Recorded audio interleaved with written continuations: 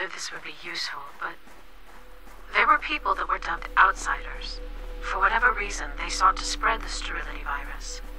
They were the reason the virus became a global scourge. But how they did it, or why, that I do not remember.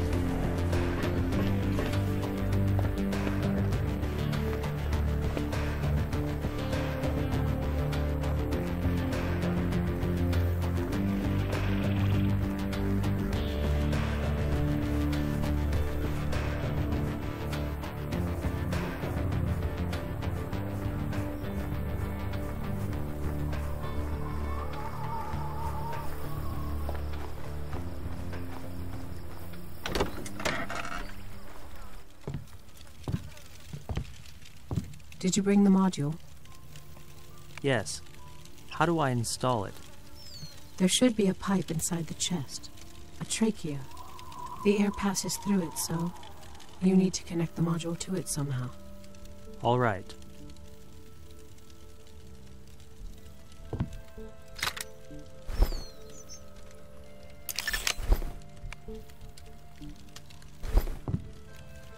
Thank you. Don't mention it. Finally, I'm breathing. How goes your search? Did you find the password? Not yet. But I did remember a bit about myself. I used to work here at the Gerbera Garden as a teacher, I think. I remember kids being brought here to watch a show. They would then play in the pavilions, carry body parts from there and pile them up by the stage for some reason. What an odd amusement park to build. Strange indeed that it was built here. There's something I don't understand. You said it was abandoned, but it's still operating. It's got power. Why wasn't it taken down? There was an explosion. It's full of some poison. Do you remember anything about that? I think I know what it was that exploded there. Disparatoxin. What's that? That's the substance from which the virus came into being. The epidemic began after one such explosion. One? You mean there were other explosions? Several hundred, all across the globe. Who carried out the explosions? Remember I was telling you about the outsiders? The explosions were their handiwork. Were they terrorists? What was their goal? No goal to speak of. They weren't even doing it on purpose, really. Simply, sometimes their Passium capsules would explode in their chests, spontaneously. The emotions generated substance was the cause. What was wrong with it? It had a dangerous component, bitter Passium. It's a kind of dark liquid which may suddenly turn poisonous and explode. Those people were carrying a bomb in their chests. It wasn't their intention to massacre thousands of people and strip the entire race of the ability to procreate, but that's what happened. But how are they different from the others? Genetic defects. The more defects in the DNA, the more bitter the Passium becomes. Outsiders were at once pitied and feared. Nobody wanted to live next to a time bomb. Many outsiders left their hometowns. They didn't want to cause anyone trouble. So that's why they were called outsiders. They were called all sorts of things, including lower class and ugly people. I still remember the slogan, "Protect society from the emotions of ugly people." What an unexpected problem for society. But not the only problem. Living in an M-body requires fuel, and fuel can only be obtained in exchange for sweet Passium. Provided you have it, which the outsiders did not. They were unwitting spongers. What is sweet Passium? That's the valuable substance produced by beautiful people. I told you about it. In reality, sweet and bitter Passium are two parts of the same substance. Everybody produces both components with their emotions, only in different proportions. People with purer DNA end up with more of the sweet stuff and less of the bitter, and vice versa for the outsiders. Beautiful people are therefore valuable, whereas ugly people are dangerous. So where did the outsiders get the means to live? They were issued poor heredity assistance from the Public Rescue Fund. The fund was founded and sustained by a special tax that was levied on all the citizens. First and foremost on the beautiful elite. A lion's share of the reserves went toward supporting ugly people. Thus, they became a constant headache, not only spreading the virus, but also draining the rescue fund. Those ugly, poisonous spongers. It was their emotions that were poisonous. Uglies are dangerous merely by living and feeling, in that they deprive the rest of any hope of returning to the way things were. I remember all the heated debates, the frantic search for a solution. And did they find it? Yes, I think so. The committee proposed a hibernation program, putting the uglies to sleep. Come again? What kind of sleep? Deactivation. A voluntary shutdown, a temporary one until the virus is destroyed. And many of them agreed, realizing it was the best option they had. I don't know whether it helped or... Hold on. What? The password. I think I got the right one. Yes, I'm in. I see the files. Trying to find info on the employees. It should have my data as well. You've got strange eyesight. Why's that? You see virtual files. I wouldn't refuse regular eyesight either. It's all dark, but I can't figure out what's broken. This screen on your face. It's broken. It's called a look screen. And yes, it's damaged. Might there be a working one at the Gabera Garden? There probably is, but it won't recover my sight. Something is up with my lens, and the garden wouldn't have those. Nor do I know where to find them. I suppose I'll look for a lens then. Where? In the field? There's nobody around. What was that? Don't know. I'll go check it out.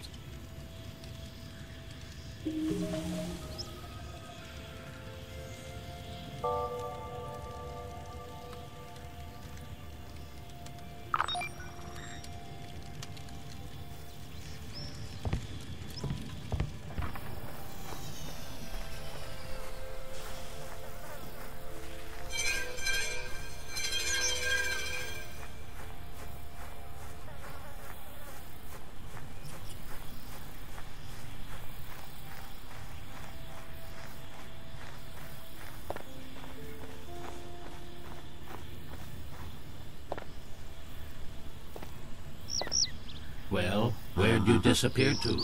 Listen, I found out how much they're paying. It's good money. Very good, actually. I'm going tomorrow. The procedure is simple. No pain and almost no damage. Sure, your brain is a little worse for wear while their patient recovers, but a job's a job, right? I might even quit the whole flower collecting business. But all that's still just castles in the sky. In the meantime, we've got phytocopies to sell. I got an order for you. So listen up. 2 red, 70 at the least. 1 orange. Sorry, I don't know what that means. Who are you? Enibish, I ain't got time to spare, so why are you wasting it? Tabaha is gonna get fired. I don't want to go back to getting shut down for 20 days in a month span. I lost my memory, Tabaha. What are phytocopies? If this is a joke, it's a real dumb one. Tell me what phytocopies are, and why we sell them. Cut the crap. What do you mean, why sell them? 'Cause people buy them. HQ goods are valuable. Somebody beautiful can license a copy of their DNA and sell it, which can then be used to make all sorts of stuff. Androids, flower vases, like the one on your table. As for you and I, we digitize flowers, make them into phytocopies and sell them. Understand? People like seeing a high number on the display. Beautiful things are always valued. Why don't you collect the flowers yourself? Are you mocking me? I've had enough of that. My head still ain't right after the last time. You're the weirdo around here, strolling right alongside the enclosure without any harm. I'm just an old miserable outsider, pretty damn useless too. Then again, I'll be healing beautiful folks soon. Guess there's some use left in me yet. Heal them from what? I told you, their emotions are all gone. They walk around like zombies, blinking vacantly. Treatment is in full swing. Donors are needed. Donors of what? What else? Immunity. Turns out the elite are more susceptible to panic. Some kind of burnout in their heads. So that's what happened. Emotional burnout in all the beautiful folk. Now they need their immunity to panic restored. But that immunity needs to come from somewhere, right? And who is it that endures panic best? Who are you gonna turn to? I don't know. The uglies? Bingo! But see, nearly all the uglies have been put to sleep, so now they're being woken up. Fine, Tabaha. So, you want me to pick some flowers? No, damn it, not pick some flowers. If you go and pick the first flowers you see, feel free to stuff them right up your nostrils. Who's gonna buy those? What I need is the prettiest flowers you can find. I'm not really an expert on aesthetics. Amazingly, today you're even weirder than usual. Look, you take the genometer, go up to the flowers and measure their beauty. I need 2 red gaberas with a 70 HQ or higher, no lower. 1 orange, 80 or higher, and 1 yellow, 90 or higher.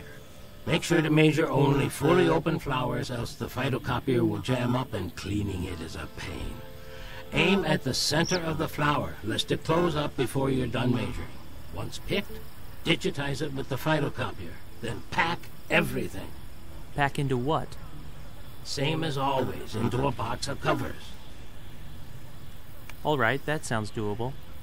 I'll be back in 3 hours. What do you want for the job? Want me to bring back food? I need a lens for a female embody. A lens won't help that vase of yours. It was already barely functioning when your late grandfather bought it up in Buying-Hangkor. Ain't nothing you can do. It's a cheap, pirated copy. Let it go. It's been gathering dust for years, so let it. Bring me the lens, Tabaha. Fine, I'll bring it. But I want you to know that you're slowly losing your marbles out here. You should move to the city. I'll be sure to do that. Just one more question. Shoot. What is that number on your chest? What does it mean? Ha! Good one. Seriously, I didn't see it coming. All right, I'm off. Tons to do and the weather is getting nasty. Get yourself a hat. A warm one, made of fur. Know what I'm talking about?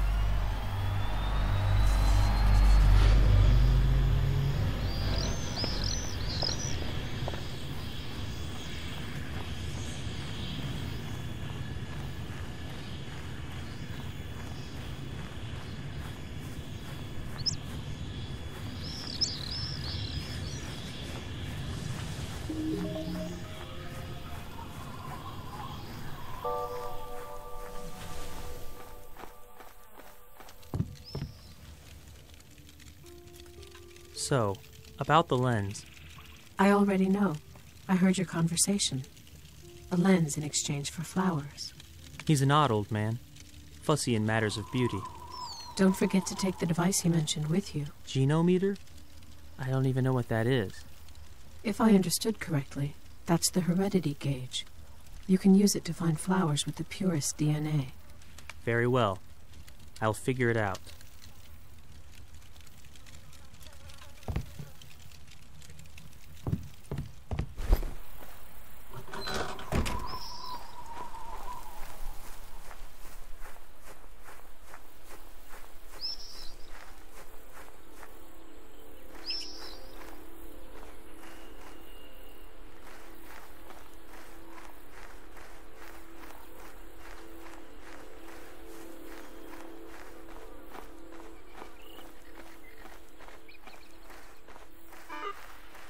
The number on the chest is a personal heredity quotient.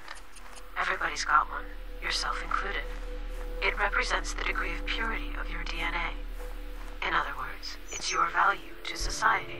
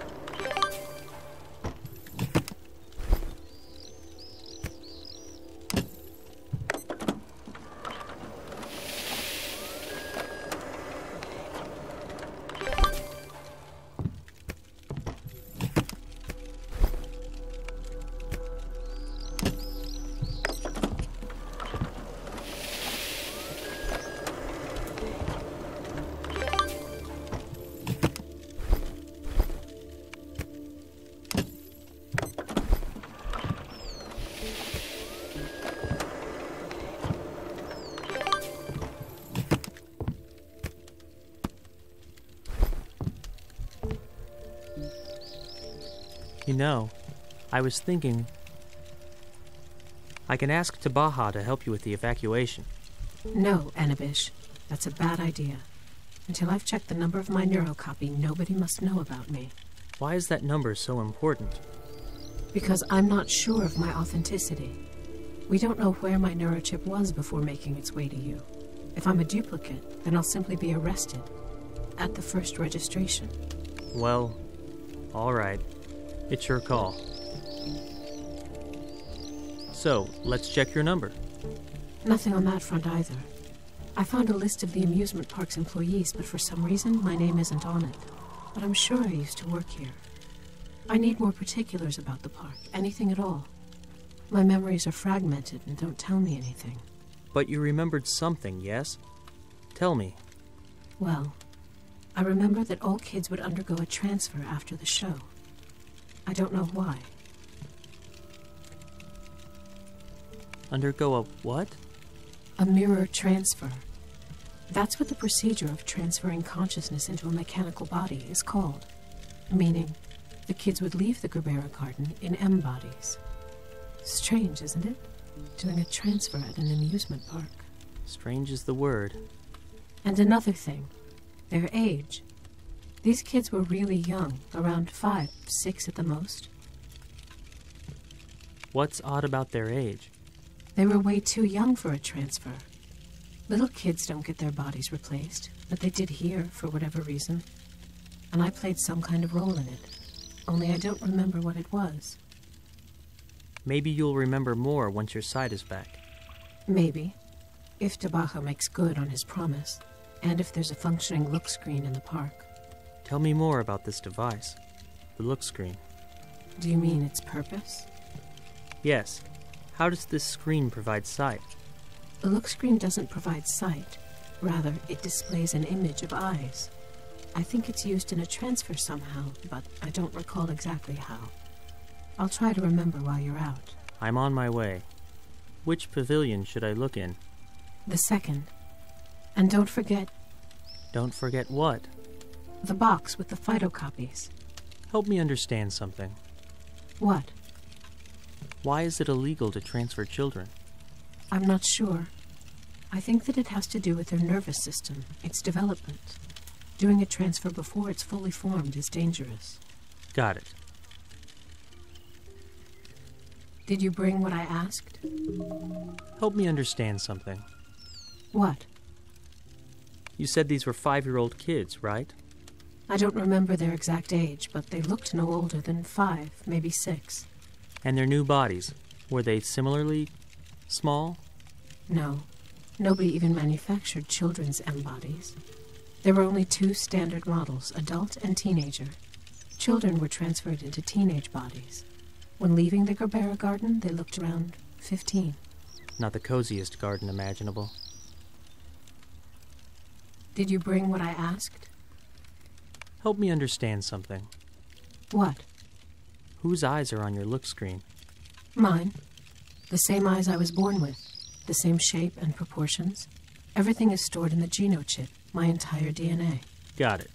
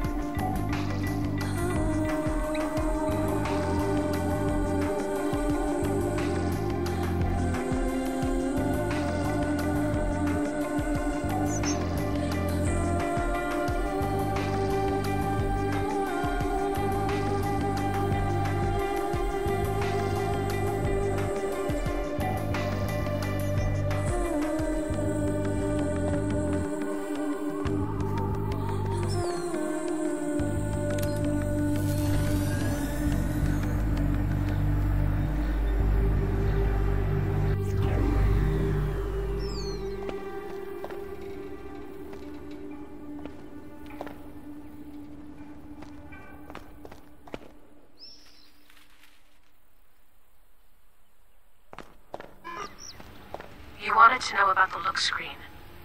When you undergo a transfer, you put your palm over the palm of your future body and look into its eyes. It's like looking into a mirror. But this part is crucial. The transfer can't happen without it. Then you're immersed into a kind of peculiar state when you see yourself from the side. On a signal, you push off with your palm and a mirror appears between you. And then you're alone again, in your new body.